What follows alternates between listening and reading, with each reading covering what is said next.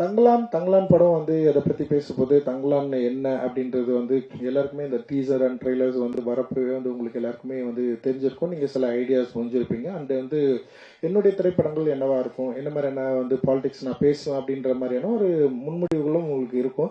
So அதன் அடிப்படையில் ஒரு ஏரியா தான் நான் எடுத்து வந்து இது ஒர்க் பண்ணேன். எனக்கு உண்மையிலேயே இந்த கதை எழுதி முடிச்சதுக்கு அப்புறம் தான் வந்து என்னையே என்னால் ஃபைன் பண்ணிக்க முடிஞ்சது. ஆக்சுவலி வந்து நான் ஒரு வரலாற்று பயணின்னு நான் நினைக்கிறேன். நான் என்ன சின்ன வயசுல இருந்து நான் இப்போ என்ன இந்த தங்கலான்ல தான் என்னால் என்ன சரியா புரிஞ்சிக்க முடிஞ்சது. ஸோ என்னுடைய திரைப்படங்கள்ல நான் என்ன ட்ரை பண்றேன் அப்படின்னா, என்னை நான் வந்து தெரிந்து கொள்வதற்கும் என்னை நான் அறிந்து கொள்வதற்கும் நான் யார் என்பதை வந்து சாலிடா என்னை புரிந்து கொள்வதற்குமான ஒரு படமா ஸ்கிரிப்டா தான் என்னுடைய படங்கள் எல்லாமே இருக்குன்னு நான் நினைக்கிறேன்.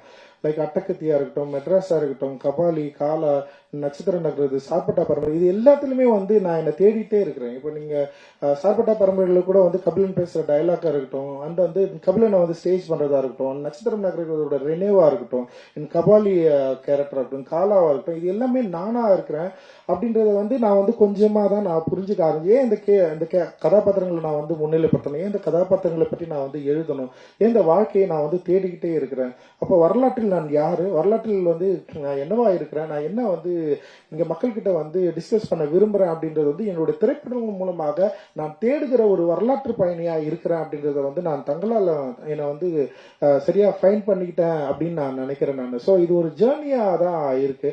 அண்ட் தங்களான்ல என்ன ஜேர்னியை நான் வந்து கண்டடைஞ்சேன், தங்கலான் என்ன ஜேர்னியை வந்து கண்டடைகிறாரு, வரலாற்று ரீதியா தங்கலான் யாரு, அவருக்கு வந்து இந்த சோசியோ பாலிட்டிக்ஸ்ல அவருக்கு என்ன ஒரு அங்கம் இருக்கு, அவர் எப்படி வந்து தன்னை வந்து தேடுவதன் மூலமாக, தன்னை கண்டடைவதன் மூலமாக எப்படி ஒரு விடுதலையை அடைகிறாரு அப்படின்ற ஒரு ஜேர்னியை வந்து எனக்கான ஒரு மொழியில நான் சொல்ல ட்ரை பண்ணியிருக்கேன். ஸோ என்னுடைய மொழி வந்து சம்டைம்ஸ் சிக்கலாக தான் இருந்திருக்கு. இப்போ நீங்க வந்து பாத்தீங்கன்னா ஒரு சில படங்கள்ல வந்து ரொம்ப ஈஸியா நான் வந்து சொல்ல ட்ரை பண்ணியிருப்பேன். இப்போ காலாவா இருக்கட்டும், அப்படி இல்லைன்னா வந்து நட்சத்திரம் நகருவா இருக்கட்டும், இல்ல வந்து இப்போ தங்கலாண்டில் கூட பார்த்தீங்கன்னா ஒரு லாங்குவேஜை நான் வந்து ட்ரை பண்ணுறேன். இந்த லாங்குவேஜை நான் ஏன் ட்ரை பண்ணுறேன், நான் ஏன் இப்படி வந்து ஒரு ஒரு ஒரு ஒரு ஒரு பயங்கரமான ஒரு கமர்ஷியலான ஒரு சம ஆர்டிஸ்டுக்கான ஒரு ஆக்டர் இருக்காரு, ஒரு கமர்ஷியல் ப்ரொடியூசர்ஸ் இருக்காங்க, நம்ம ஏன் ஒரு ஈஸியாக ஒரு கமர்ஷியல் சினிமாவை மட்டும் எடுத்துகிட்டு போயிடக்கூடாது, ஏன் இதுக்குள்ளே வந்து ஒரு கலை ரீதியான ஒரு வேலை செயல்பாடை நம்ம ஏன் செய்யணும், ஏன் ஒரு பொலிட்டிக்கலான ஒரு விஷயத்தை வந்து நம்ம ஏன் கடத்தணும் அப்படின்றது வந்து என்னுடைய பொறுப்பாக இருக்கு.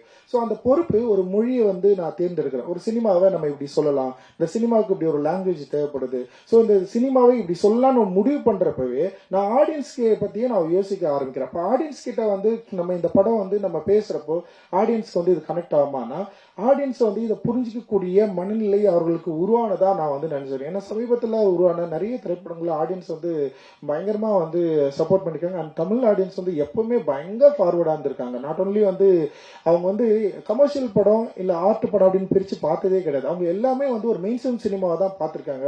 ஸோ அப்படி மெயின் ஸ்ட்ரீம் சினிமாவா கொண்டாடப்பட்டதுனால தான் நான்லாம் வந்து இன்னைக்கு வந்து இங்க இருந்திருக்குன்னு நினைக்கிறேன். அப்படி இல்லைன்னா என்னெல்லாம் வந்து ஃபர்ஸ்ட் படத்திலேயே வந்து இவங்க ஒரு சீரியஸான பாலிடிக்ஸ் பேசுறான் இல்ல ஏதோ ஒன்று பேசுறான் அப்படின்னு சொல்லிட்டு வந்து ஒரு சைட்லைன் பண்ணிருக்க முடியும். பட் ஆனா அங்க இருக்கிற தமிழ் ஆடியன்ஸ் வந்து நம்ம பேசுற பாலிடிக்ஸ், ஸோ பாலிடிக்ஸ்ல டிஃபரன்ஸ் இருக்கலாம், லைக் நான் பேசுற கருத்துல அவங்களுக்கு முரண் இருக்கலாம், ஆனா என்னுடைய மொழியில வந்து அவங்க பயங்கரமா கனெக்ட் ஆனாங்க. என்னோட திரை மொழி வந்து அவங்கள வந்து என்கரேஜ் பண்ண வச்சது, என்டர்டெயின் பண்ண வச்சது. அந்த என்டர்டெயின் பண்ண வச்சது தான் இவ்வளவு தூரம் நான் வந்து கடந்து இன்னைக்கு தங்கலான் அப்படின்ற ஒரு என்ன சொல்றது, ஒரு மெயின் ஸ்ட்ரீம் சினிமாவில் ஒரு மித்தாலஜிக்கலா தன்னை யார் என்பதை அடையாளம் கண்டு கொள்ள விரும்புகிற ஒரு தங்கலானை பற்றிய ஒரு வரலாற்று தேடலை வந்து இந்த படம் வந்து சொல்ல ட்ரை பண்ணிருக்கு.